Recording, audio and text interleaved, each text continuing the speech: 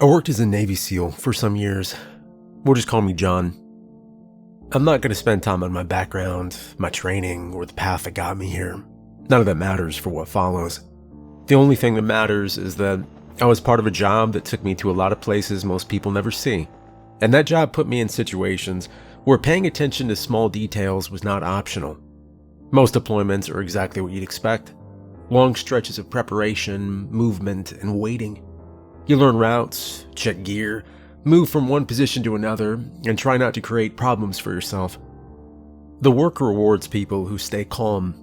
You notice what's in front of you, you deal with it, and you move on. A lot of time is spent in environments that are unfamiliar. Jungles, deserts, mountains, open water. Each one comes with its own set of practical issues. Heat, cold, visibility, footing, sound.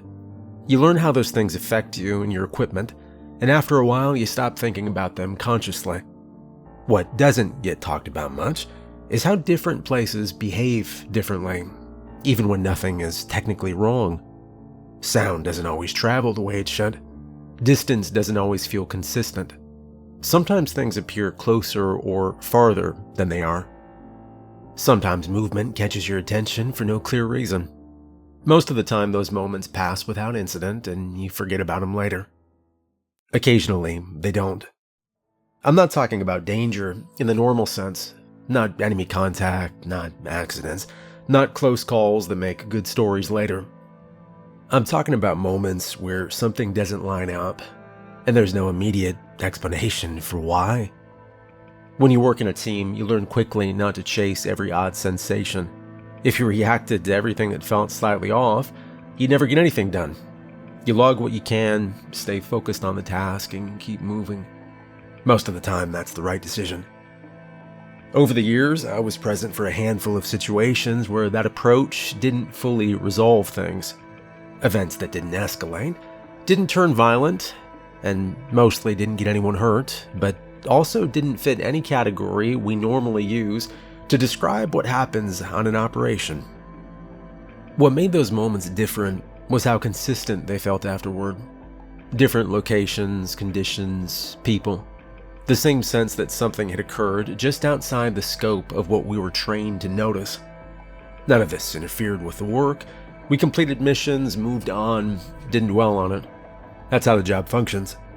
You don't stop to assign meaning to things unless they demand action. Most of them didn't. I'm not presenting this as a single story or a connected chain of events. The things I'm describing didn't relate to each other in any obvious way, and I don't think they're part of some larger pattern. They're just a small number of moments that stayed clear in my memory long after everything else blurred together. I've had time since to think about what stood out and what didn't. Not in the sense of trying to solve anything, but in the sense of noticing which details never faded. The ones that stayed sharp were never the loud ones or dramatic ones. They were the quiet moments where something was present, acknowledged, and then left alone. What follows are a few of those moments, written the way I remember them. Nothing more. The Philippines deployment took place along the southern coast, in an area where jungle pressed right up against the water, and the ground never fully dried out. Even at night, the air stayed thick. Sweat soaked through gear faster than you expected, and every step had to be placed carefully to avoid roots, shallow pools, and soft ground that would give under your weight. We were moving inland from the shoreline, single file, with enough spacing to maintain visibility without stacking up. The water stayed to our left, dark and slow-moving, broken occasionally by mangroves that reached out like fingers. To the right, the jungle closed in almost immediately. Visibility dropped to a few yards in places, with vegetation layered so tightly that anything moving inside it would be half hidden unless it crossed a clear gap. The operation itself was straightforward. Confirm what we needed to confirm, then pull back out the same way we came in. No expected contact, no time pressure. The kind of movement where discipline matters more than speed. About 20 minutes in, something to the right caught my attention. Wasn't a sound. It was movement that didn't match everything else. Leaves shifted without the usual delay. Branches flexed without snapping. Whatever it was stayed just inside the tree line, moving parallel to us, never stepping fully into view. Well, at first, I assumed it was an animal reacting to our presence. The area had plenty of wildlife. Usually, though, animals bolted once they realized people were nearby. This didn't bolt. We took another dozen steps, and the movement stayed with us. Same distance and angle. When we slowed, it slowed. When we adjusted slightly to avoid a wet patch near the water, it adjusted too. I didn't call it out yet. There was no sudden threat, no reason to stop the whole line over something that might resolve itself. And then it crossed an opening between two trees. Just a flash at first. A shape passing through a narrow gap where moonlight filtered down. I caught enough to register that it wasn't low to the ground. Moved upright. Fast. It didn't bound or scramble. It ran. I raised my fist and the line halted. Everyone froze. Nobody spoke. The jungle continued its background noise like nothing had changed. I scanned the tree line carefully, watching for another break in movement. For several seconds, nothing happened. I gave the signal to move again, and as soon as we stepped off, it moved too. This time it stayed closer, crossing thinner vegetation where there were fewer layers to hide behind. I got a clearer look. It was on two legs, there was no mistaking that. The stride was long and even, the upper body angled forward as it ran. It was lean, narrow, and taller than it should have been for something moving that fast through tangled growth. The radio clicked in my ear. You seeing that?" the point man asked. "Yeah," I said. That was all that needed to be said. The thing stayed with us for another minute or two, pacing us exactly. Never rushed or hesitated, never broke cover completely. It stayed just visible enough that I knew it was there, then slipped back behind leaves and branches before I could focus on details. The color registered clearly now. Green. Not bright or reflective, the kind of green that blends into vegetation until it moves. I never saw a face, never saw eyes, just a smooth outline passing through gaps faster than my brain wanted to process. At one point it crossed a wider break, maybe 15 feet across, and I got the clearest look I was gonna get. 2 legs, upright posture, long stride, no gear, no weapon, no human movement pattern. I keyed my mic again. "Don't follow it." The acknowledgement came back as a click. Nobody argued or suggested otherwise. A few seconds later, the movement changed direction. It simply peeled off deeper into the jungle and disappeared, as if it had reached the edge of whatever line it had been following. And we continued the operation. No further movement, no additional contact. We completed what we were there to do and moved back toward the water the same way we'd come in. Nobody brought it up after. There was nothing to add. Nothing had escalated. No action had been required. But later that night, back at the staging area, gear laid out and checked, the point man sat across from me, scraping dried mud off his boots with a piece of metal. He didn't look up when he spoke. "That thing back there wasn't human." "No, it wasn't," I replied. He nodded once and went back to what he was doing. And that was the end of that. We rotated out of that area a few days later. No similar reports or warnings passed down. No indication that anyone else had encountered the same thing. At the time, I treated it the way I treated anything that didn't interfere with the mission. I noted it and moved on.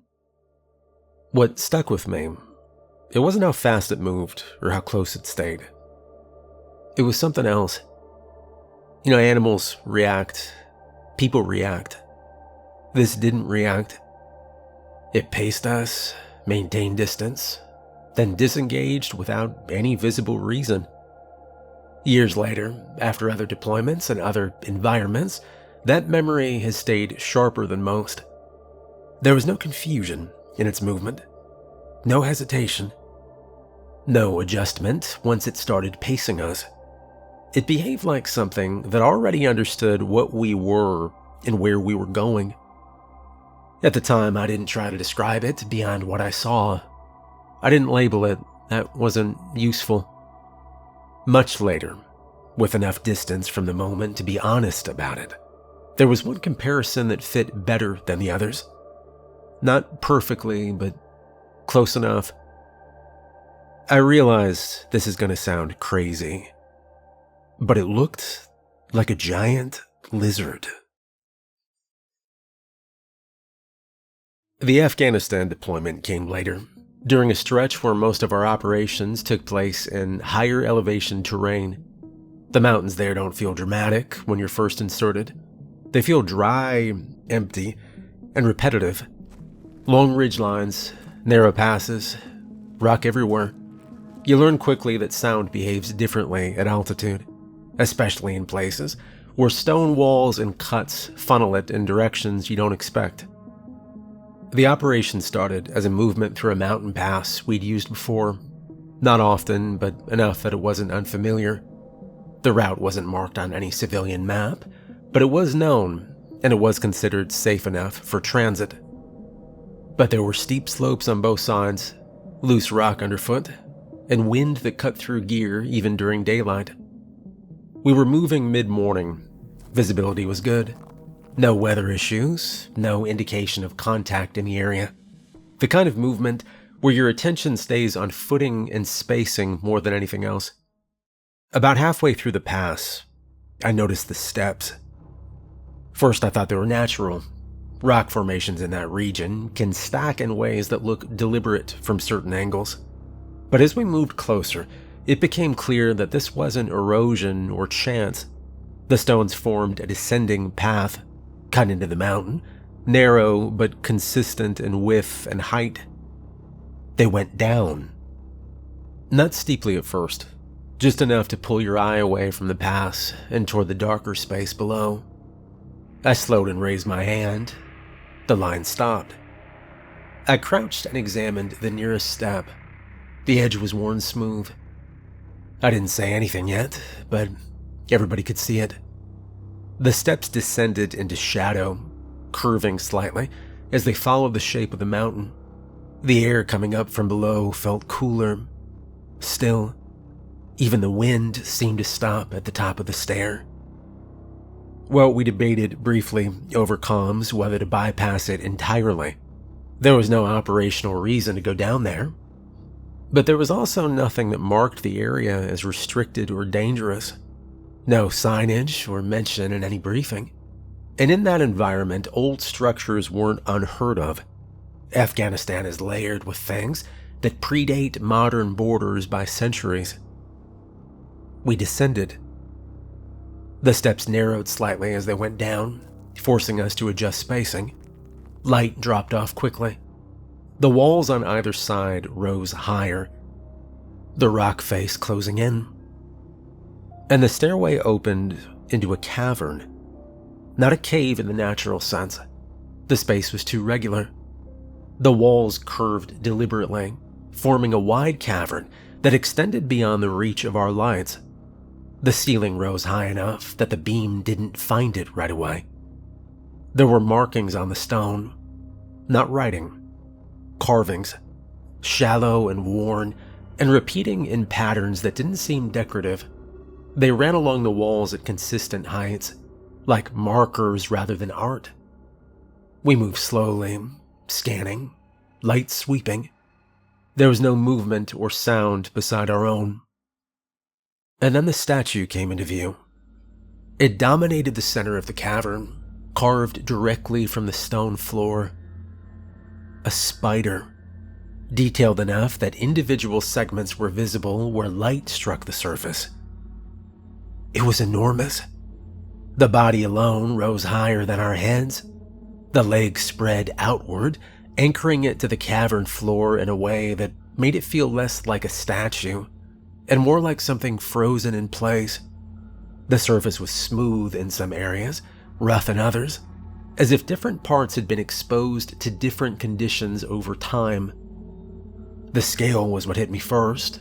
The craftsmanship came second. Whatever had made this had known exactly what they were doing. The proportions were deliberate. The posture was deliberate. This wasn't a rough carving or an old marker. The cavern felt very old. We started to approach the statue when someone grabbed me hard by the shoulder. I spun, bringing my rifle up instinctively, and came face to face with a senior SO I recognized immediately. He wasn't part of our movement. He didn't raise his voice, but he grabbed my gear and pulled me backward toward the stairs. "Off limits," he said. The rest of the team froze, watching. "You all didn't see anything." That's all he said. There was no explanation or elaboration, just the statement. We moved. Nobody argued or asked questions. Whatever authority he carried was enough that the decision didn't feel optional. We ascended quickly, the air warming as we climbed. The sound of wind returned. Radio sounded normal again. When we reached the top, the pass looked exactly as it had before. The senior SO stayed below, out of sight. We rerouted without discussion. The operation continued along an alternate path that added hours to our movement. Nobody mentioned the cavern over comms. Nobody tried to revisit it. Later, back in our staging area, I looked for the senior SO and he wasn't there. Nobody seemed surprised by his absence. I asked one quiet question to someone who'd been around longer than I had. He shook his head once. "Don't," he said. And there was no report filed or note made, no mention of the steps, the cavern, or the statue in any documentation I saw. The area wasn't flagged officially, but it never appeared in our routing again. Over time, I learned that some places don't get marked on maps. They get handled differently, avoided without explanation, redirected around without comment. At the time, I didn't try to assign meaning to what we'd seen. Whatever that place was, we weren't meant to be there. The Iraq incident. Now, this happened after the fighting was over. That's important, because it rules out most of the explanations people reach for later. There was no incoming fire, no confusion about where we were, no adrenaline pushing things out of focus. The engagement had ended cleanly, and the area was secure. We were doing what comes next, clearing, checking, moving methodically through what was left. The air smelled burnt. Not smoke exactly, but sharp mix of dust, metal, and something chemical that settles in your clothes and doesn't leave. The sun was low, throwing long shadows across broken concrete and collapsed walls.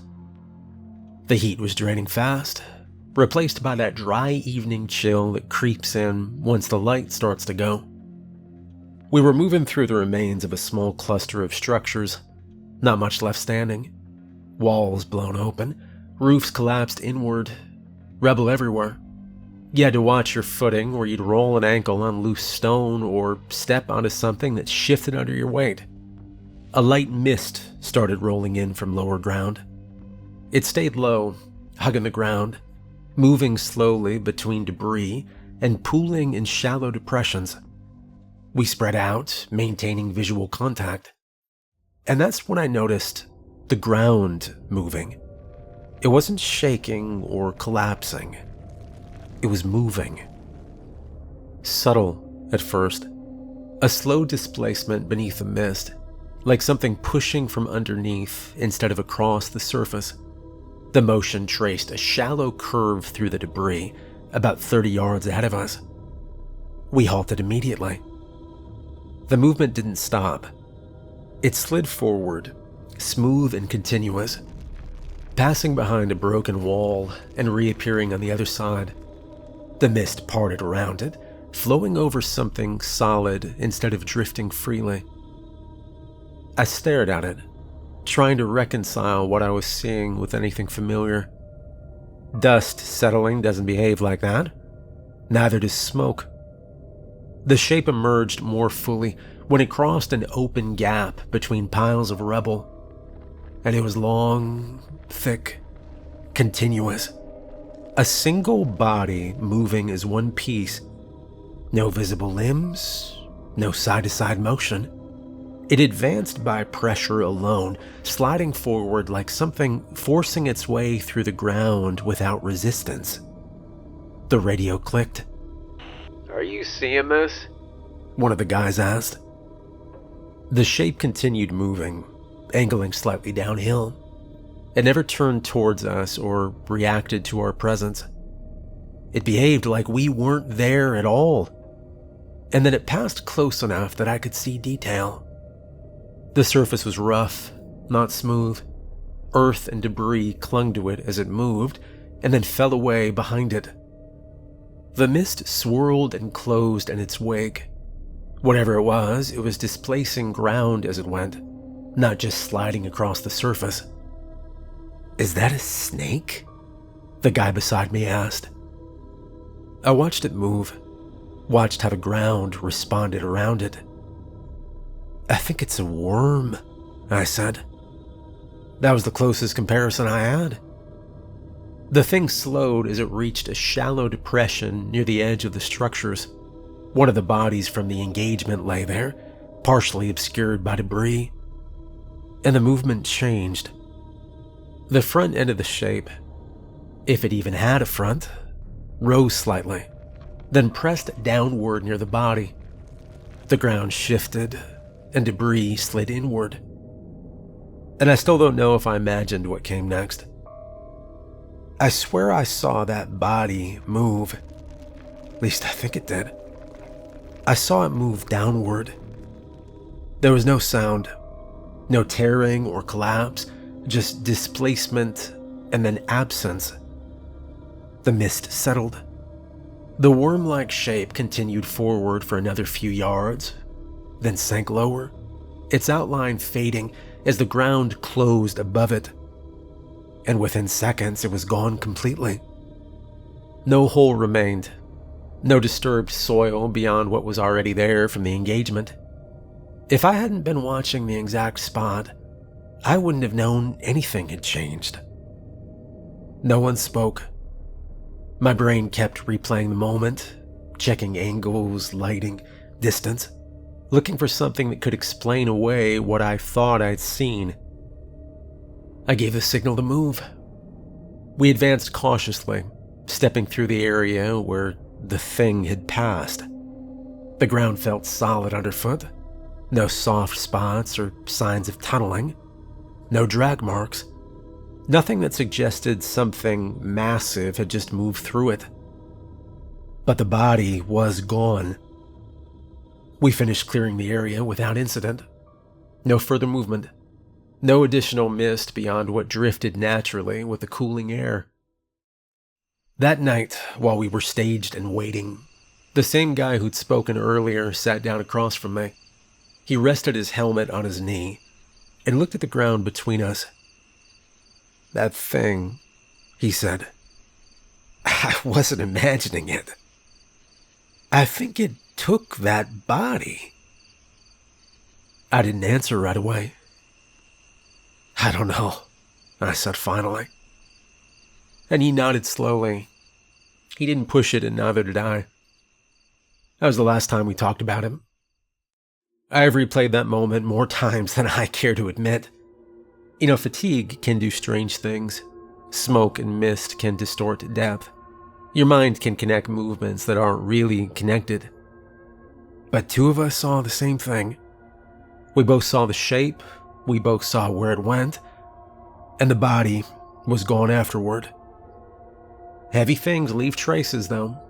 Even when they disappear underground, something remains.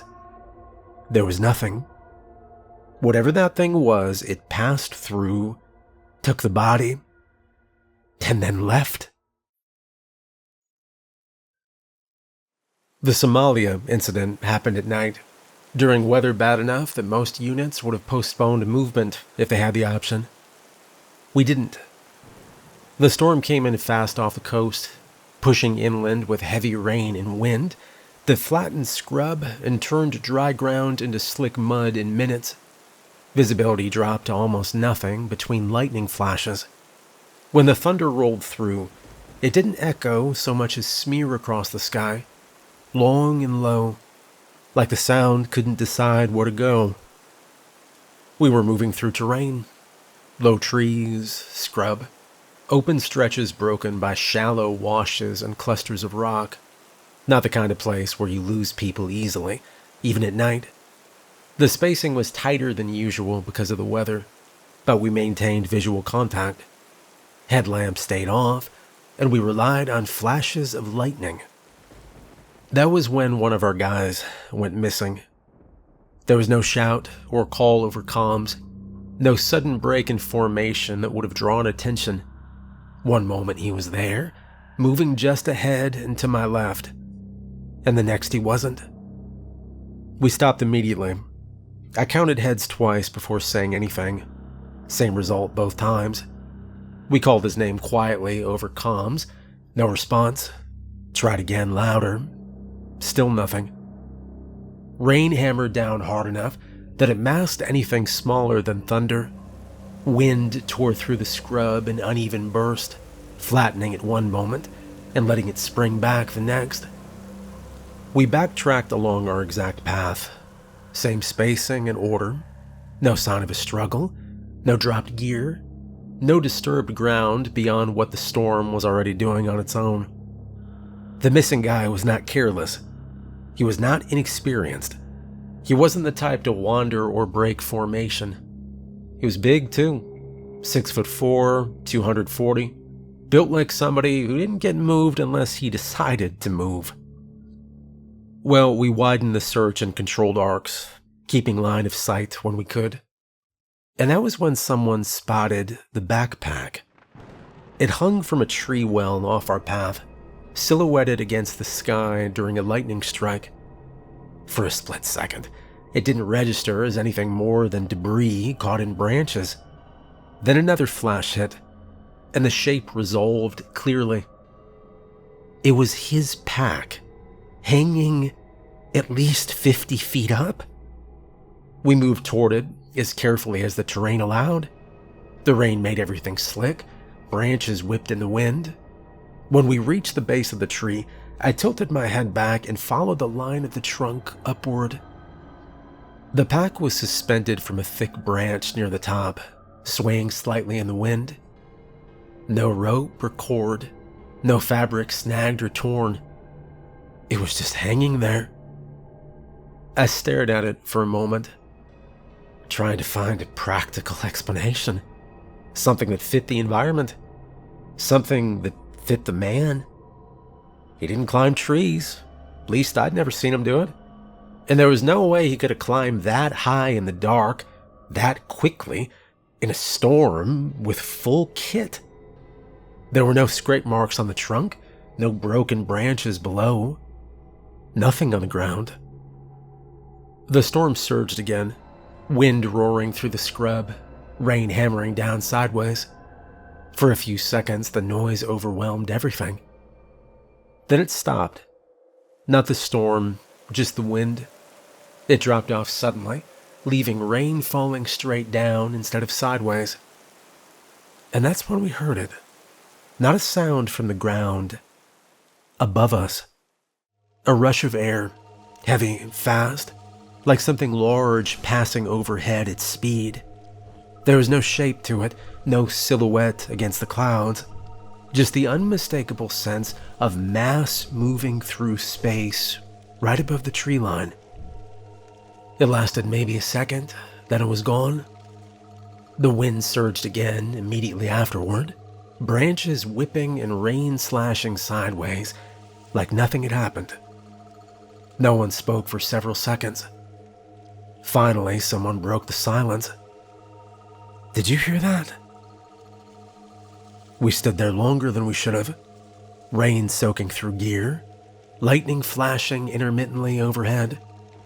The pack continued to sway gently in the wind, untouched, and we resumed the search. We covered every direction, expanded the radius, checked the washes and low ground, looked for any sign of movement, any place someone could have fallen or been pulled. But the storm worked against us, erasing tracks almost as soon as they were made. But even accounting for that, there was nothing. No blood or torn fabric, no displaced ground that didn't already look like storm runoff. Eventually, Command called it, not because we were satisfied we weren't, but because there was nothing left to search. The weather wasn't improving. The risk to the rest of the team was rising. We recovered the backpack, lowered it carefully, and it was intact, nothing missing or added. His gear was inside, arranged the way he always kept it. We never found him. The area was searched again later, in daylight, after the storm passed. Different teams, better visibility. Same result. No body, no trace. There was no official explanation offered beyond the usual language used when something doesn't fit. Separated, lost, overwhelmed by terrain. None of it accounted for the pack. None of it accounted for the type of man he was. And none of it accounted for what we heard overhead. The loss stayed with us. Men don't just disappear like that. And storms don't hang backpacks 50 feet up in trees. The Norway incident took place during a cold weather training rotation, the kind meant to remind you how small mistakes turn serious much faster once water and cold are involved. We were operating offshore at night, far enough out that there were no lights on the horizon, no shipping lanes nearby, no land visible. The sea was calm in a way that only happens occasionally in that part of the world, flat enough that the water reflected the sky instead of breaking it up. Cold air, steady breathing.